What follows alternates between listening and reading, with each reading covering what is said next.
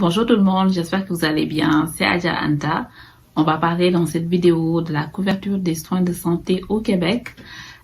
Au Québec, on a la chance d'avoir un régime d'assurance santé qui est gratuit et universel. Alors, avant de commencer, j'en ai déjà parlé dans plusieurs de mes vidéos sur l'immigration. Quand on veut immigrer au Québec, c'est un processus. On ne vient pas juste comme ça. Il faut que le gouvernement fasse des vérifications pour vos antécédents judiciaires et aussi pour votre état de santé. C'est pour ça qu'on fait des visites médicales avant de venir. Donc, juste réitérer ce point que lorsqu'on veut immigrer, le gouvernement s'assure vraiment qu'on ne va pas représenter un fardeau pour le système de santé.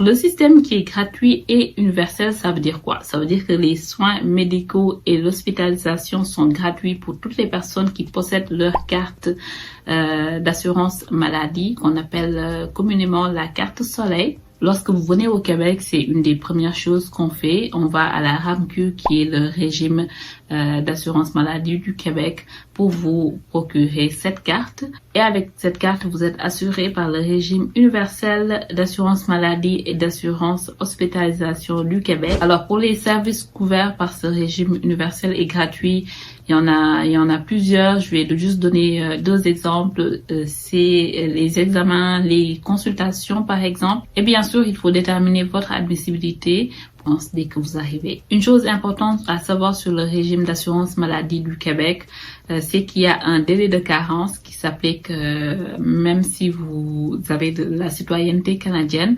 Donc, lorsque vous vous inscrivez au régime, il y a un délai d'attente qui peut aller jusqu'à 3 mois pour être couvert par ce régime. Donc, la RAMQ suggère de prendre une assurance privée pendant ce temps-là, dans les 5 jours suivant votre arrivée au Québec. On a vu ce qui a été couvert par ce régime, on va voir ce qui n'est pas couvert. Ce régime ne couvre pas les soins dentaires des personnes de 10 ans et plus, ni de la chirurgie par exemple ou de la médecine alternative, etc. Avant de consulter un médecin ou un spécialiste, il faut s'assurer qu'il participe au régime d'assurance maladie du Québec. Si ce n'est pas le cas, vous allez devoir payer de votre poche pour les services rendus.